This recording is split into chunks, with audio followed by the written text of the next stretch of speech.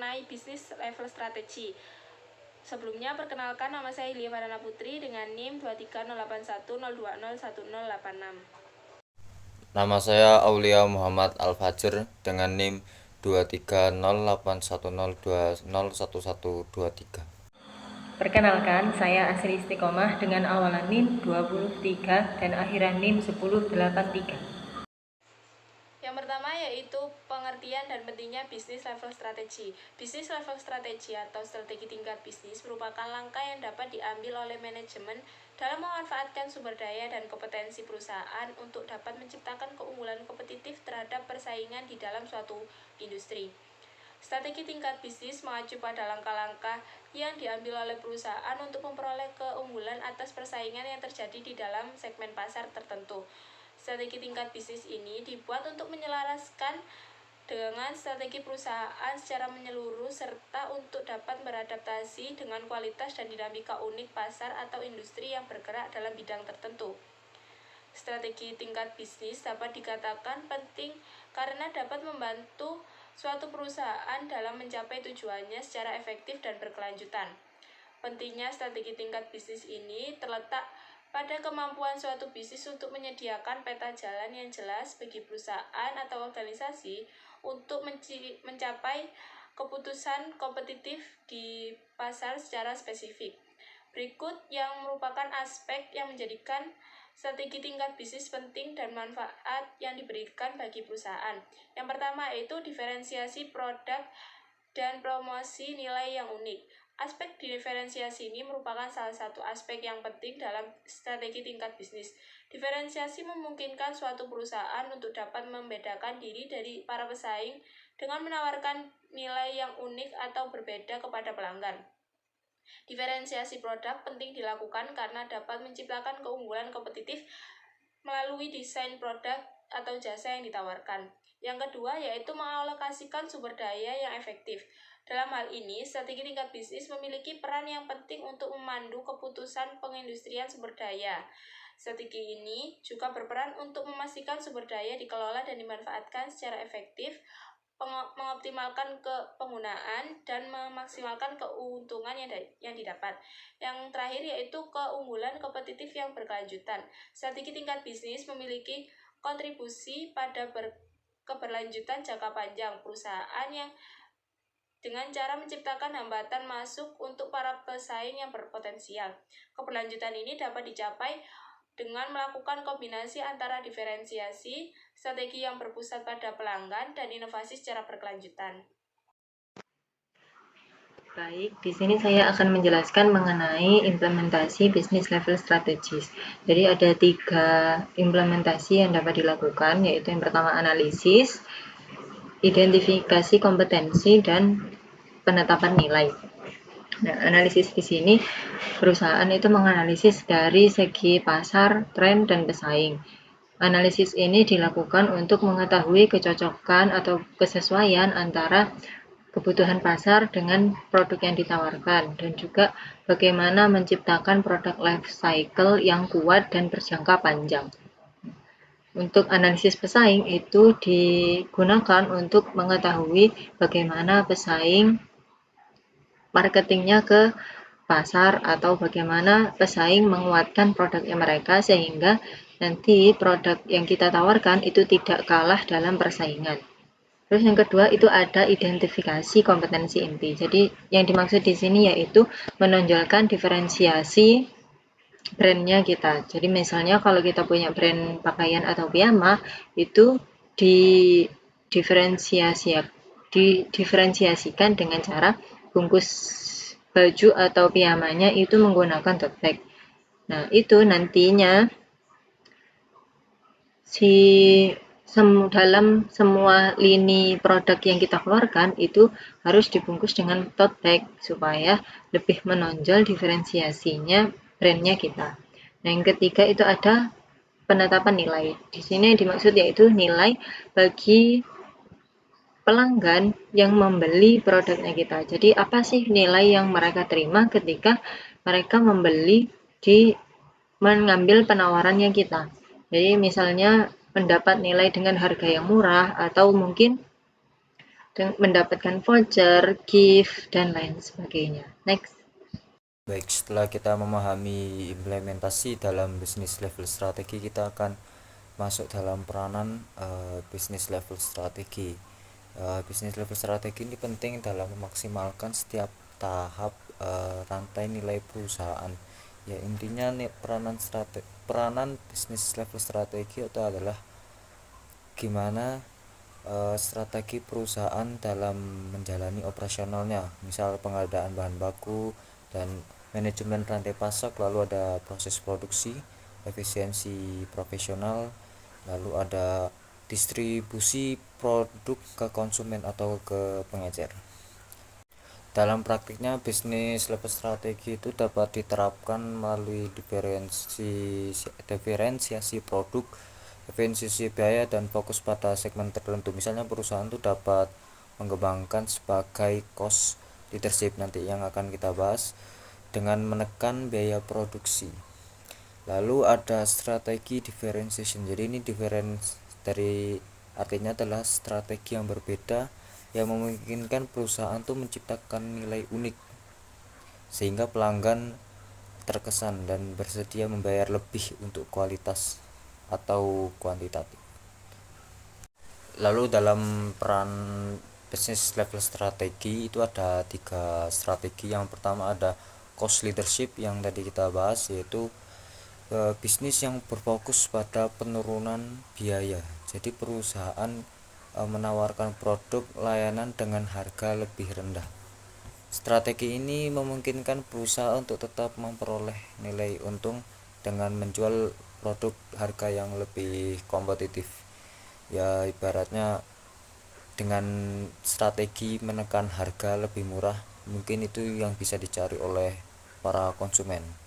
Selanjutnya ada strategi differentiation, yaitu strategi yang berbeda.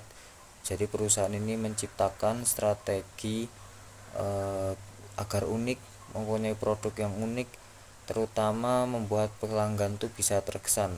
Aspek-aspek dalam strategi differentiation ini tentu ada 5, yaitu walaupun unik dan terkesan berbeda, kita harus bisa meningkatkan, pertama, peningkatan kualitas produk, lalu ada peningkatan layanan pelanggan, dan branding citra merek yang kuat. Nah, di sini strategi diferensiasi atau strategi yang berbeda itu mainnya di sini, di branding dan citra merek yang kuat. Karena unik, jadi perusahaan tersebut mempunyai branding dari para konsumen. Lalu tentunya karena menerapkan strategi unik, perusahaan harus terus dan menerus untuk berinovasi. Lalu yang selanjutnya ada yang ketiga, ada strategi fokus, di mana ini adalah suatu pendekatan bisnis perusahaan yang menargetkan pada pasar segmen tertentu. Perusahaan yang menerapkan strategi ini menyesuaikan rantai nilainya agar dapat memenuhi permintaan segmen pasar yang lebih sempit dan khusus. Jadi perusahaan ini mainnya di lebih satu khusus, misal skincare. Jadi skincare aja, nggak sampai perusahaan tersebut bisa membuat sampo, sabun dengan merek tersebut. Jadi perusahaan tersebut fokus pada skincare, perawatan wajah. Jadi tidak ada perawatan badan, sehingga perusahaan tersebut bisa lebih fokus mencari atau melayani konsumen yang membutuhkan perawatan wajah. Itu adalah contohnya. Nah, dalam aspek utamanya tentu penerapan ini memerlukan beberapa aspek, yaitu pemilihan segmen pasar yang spesifik, lalu ada pemilihan pemasok yang tepat, pengembangan produk yang disesuaikan, lalu ada strategi pemasaran yang tepat, dan distribusi yang disesuaikan. Tentunya dalam berbisnis, perusahaan pasti menemukan tantangan. Yang pertama adalah yang sering terjadi, yaitu perubahan pasar dan teknologi. Perubahan teknologi itu membuat perusahaan menuntut perusahaan tersebut untuk tidak ketinggalan zaman dan mengikuti kehidupan yang baru dengan teknologi yang baru. Tentunya ini bisa mungkin lebih efisien atau lebih mahal. Nah, strategi ini yang menjadi tantangan perusahaan dengan perubahan teknologi ini. Lalu ada persaingan yang ketat. Jadi persaingan ini seringkali kadang membuat perusahaan semakin kesulitan karena para pesaing tersebut mempunyai strategi yang mungkin lebih hebat dari perusahaan yang lain dan keunggulan-keunggulan yang lain, sehingga perusahaan harus memikirkan berpikir lebih putar balik otak untuk lebih gimana caranya strategi dia eh,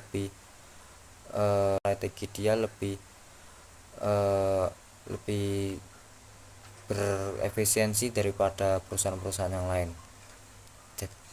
Lalu ada tantangan yaitu kebutuhan konsumen yang berubah. Tentunya ini lebih eh, sering terjadi karena pelanggan konsumen itu lebih tertarik pada hal-hal yang baru, dan kadang juga kebutuhan-kebutuhan tuh juga baru. Misal dulu tuh kalau baju lebaran tahun 2024 itu ada baju shimmer. Nah, di tahun ini belum tentu baju itu laku karena kebutuhan konsumen juga cepat berubah. Lalu misal kita tinggal di Australia, tiba-tiba musim panas, yang biasanya musim dingin tiba-tiba musim panas, tentu jaket-jaket anti musim dingin tidak laku seperti musim dingin. Nah, seperti itu adalah gimana perusahaan menerapkan strategi jika kebutuhan konsumen yang selalu berubah-ubah. Terutama di zaman ini kita seringkali mendapatkan tren anak muda yang tidak lama dan tidak awet. Selanjutnya yaitu pengukuran keberhasilan bisnis level strategi. Keberhasilan strategi tingkat bisnis atau bisnis level strategi dapat dilihat melalui matriks yang mencerminkan keunggulan kompetitif, profitabilitas, dan kepuasan pelanggan. Keberhasilan strategi tingkat bisnis juga dapat dilihat dari berbagai aspek yang dinilai berpengaruh terhadap keberhasilannya.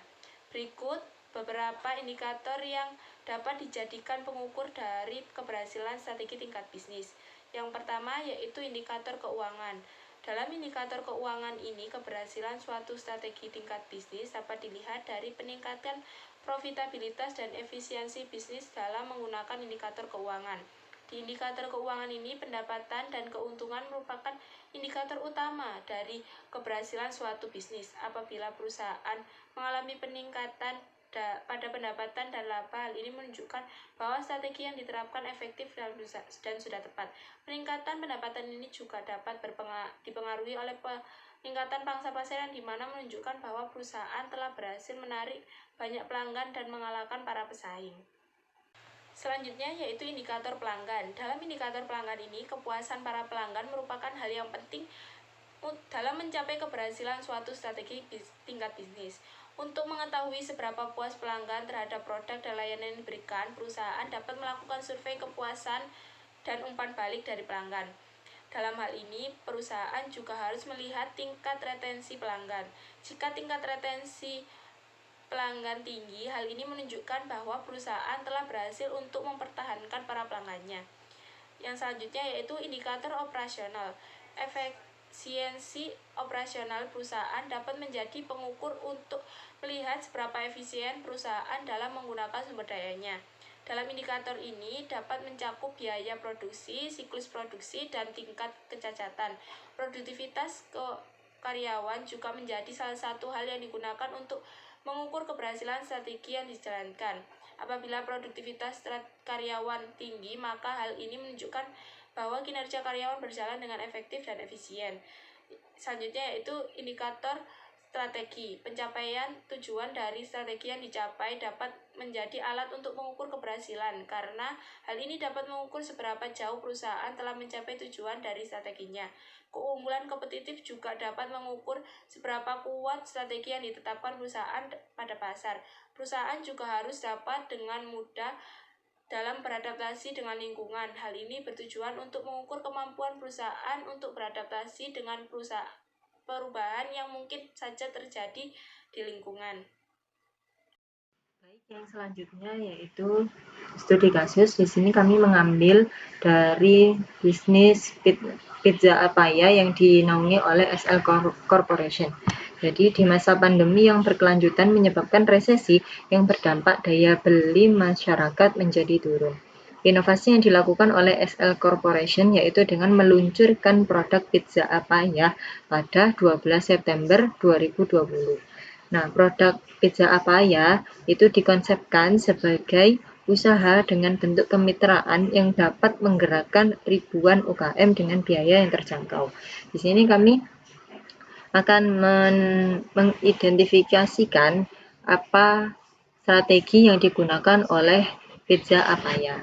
Nah, di sini ternyata setelah kami baca lagi di jurnalnya itu Pizza Apaya memiliki 5 strategi. Yang pertama yaitu pengembangan inovasi. Nah, di sini yang dimaksudkan yaitu Pizza Apaya itu memiliki banyak varian dan varian itu akan terus bertambah seiring dengan permintaan dari konsumen.